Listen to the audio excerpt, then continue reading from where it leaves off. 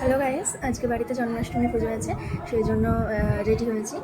আর একটু বাদে পুজো শুরু হবে। দিদিভাই আসছে, সোনাই আসছে, দাদাভাই আসছে, সবাই আসছে। এলে দেখাচ্ছি সবাইকে। মামুনি রেডি হয়েছে পুজোর জন্য। দিদি বাইরে চলে এসছে, সোনাই এসছে, দিদিভাইয়ের সাথে দেখা করাচ্ছে। এই যে দিদিভাই এসছে, আর দাদাভাই নিচে আছে।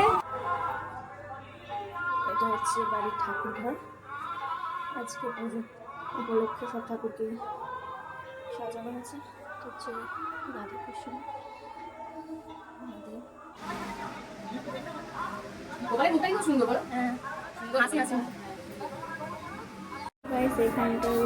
ঠাকুর এসে গেছে, এখন পুজো হবে।